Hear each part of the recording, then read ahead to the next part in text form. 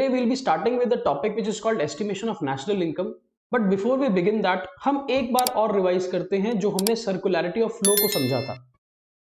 हमने ये कहा था कि जो सर्कुलैरिटी ऑफ फ्लो है in a two sector economy comprising of household and producer,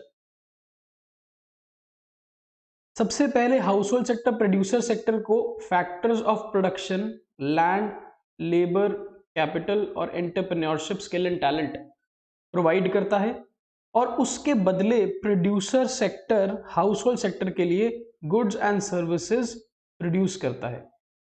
ठीक है, now this is a circularity of flow and इसकी हमने कुछ स्टेजेस समझी थी। सबसे पहली स्टेज थी प्रोडक्शन स्टेज। जो स्टेज स्टार्ट कहां से होती है? जब factors of production household sector producer sector को प्रोवाइड करता है। ठीक है, so first stage is production.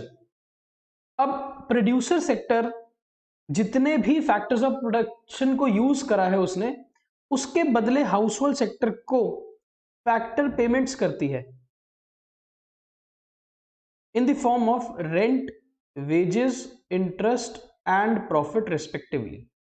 सो इसका मतलब whatever has been produced leads to generation of income, और वो जो इनकम है उस इनकम को फिर डिस्ट्रीब्यूट किया जाता है, इनकम को डिस्ट्रीब्यूट किया जाता है among the factors of production. तो स्टेज हो गई हमारी दो। पहले सामान बना, सामान बनने से वैल्यू एडिशन होती है या इनकम जनरेट होती है। जो इनकम जनरेट हुई है उस इनकम को फिर डिस्ट्रीब्यूट किया जाता है among the factors of production in the form of rent, interest, wages and profit, जिसको फैक्टर इनकम्स समझते हैं।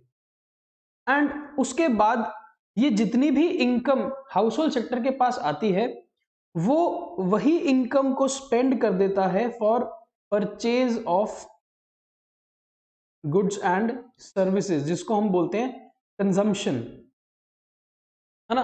तो यानी कि तीसरी स्टेज में क्या हो रहा है? Whatever has been earned is actually spent on consumption of goods and services. So this was the circular flow जो आपको बहुत क्लियरली आता है। अब यहां पर हम एक बात और समझ चुके थे regarding leakages in the economy and injections in the economy. हमने बोला था कि ये जो सर्कुलर फ्लो है, ये सर्कुलर फ्लो और एक्सपैंड होगा, इकोनॉमी और ग्रो करेगी if there is injection into the economy, है ना। Injection in the form of subsidies, government expenditure, export, है ना, एंड इन्वेस्टमेंट्स। और ये सर्कुलर फ्लो छोटा हो जाएगा, श्रिंक हो जाएगा, इकोनॉमी डीग्रो करेगी इन केस ऑफ लीकेजेस, जब इस सर्कुलर फ्लो में से कुछ पैसा फ्लो आउट करेगा इन the form of import, taxes and savings. ये हमने कुछ बातें डिस्कस करी थी। नाउ एज्यूम करो ना इस सर्कुलैरिटी ऑफ फ्लो के अंदर कोई लीकेज है, ना इस सर्कुलर फ्लो के अंदर कोई इंजेक्शन है। इसका मतलब ये होगा कि what ever is produced generates income and whatever income is earned is finally spent।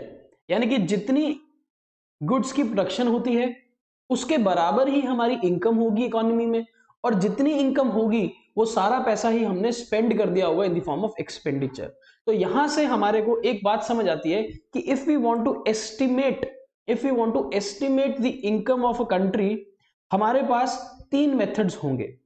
So we can say that the income of an economy, which is domestic income, it can be looked at from three different angles। इसके तीन नजरिए हैं देखने के। पहला नजरिया है कि कितनी वैल्यू ऐड करता है प्रोड्यूसर सेक्टर इकोनॉमी में, इसका मतलब production of goods and services कितनी है इकोनॉमी में। Second, what ever is the factor income generated in the economy, कितनी इनकम जनरेट हुई है इकोनॉमी में, हम इसको भी नेशनल इनकम एस्टीमेट मान सकते हैं। थर्ड, कितना टोटल एक्सपेंडिचर है फाइनल गुड्स एंड सर्विसेज के ऊपर देश में, हम इसको भी अपनी नेशनल इनकम एस्टिमेशन का एक मेथड मान सकते हैं। तो है एक ही चीज नेशनल इनकम या डोमेस्टिक इनकम, पर उसको देखने के तीन तरीके हैं, तीन नजरिए हैं।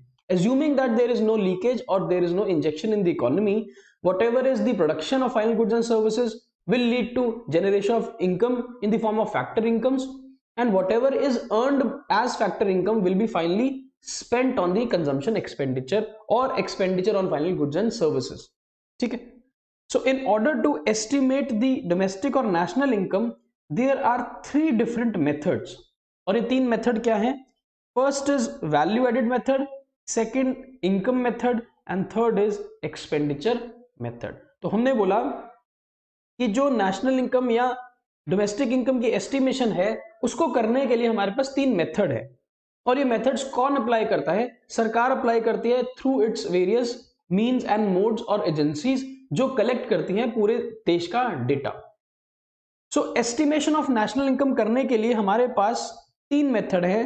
First is value added method, second income method and third is expenditure method. अब ये 3 मेथड क्यों है ये तो हमने बात कर ली, because whatever is produced is will lead to generation of income and whatever is the earned income will be spent in the form of expenditure. So ये जो पहला मेथड है वैल्यू एडेड मेथड, इस method को जब हम use करते हैं और इससे हम जब एस्टिमेट करते हैं अपनी इनकम को, देश की इनकम को, तो हमारे पास एक एग्रीगेट आता है, एक वैल्यू आती है जिसको हम बोलते हैं जीडीपी एमपी. अब जीडीपी एमपी आपको लोगों को पता है, जीडीपी एमपी क्या है? ग्रॉस डोमेस्टिक इनकम और gross domestic product valued at market price. ठीक है. अगर हम इनकम मेथड का इस्तेमाल करेंगे to estimate the income of the economy, तो हमारे पास एग्रीगेट कौन सा आएगा? NDPFC, which is net domestic product, net domestic income valued at factor cost. और अगर हम एक्सपेंडिचर मेथड का यूज करेंगे तो हमारे पास जो एग्रीगेट ऑफ इनकम आएगी वो होगी again gross domestic product valued at market price, GDP MP. तो पहले मेथड से भी जीडीपी एमपी निकलेगा और तीसरे मेथड से भी जीडीपी एमपी निकलेगा. पर जो सेकंड मेथड है इनकम मेथड, बिकॉज वो इनकम को केटर करता है और इनकम्स होती हैं factor incomes, that is why इसका जो आंसर होगा या इसकी जो कैलकुलेशन होगी वो हमें लीड करेगी एनडीपीएफसी तक. ठीक है.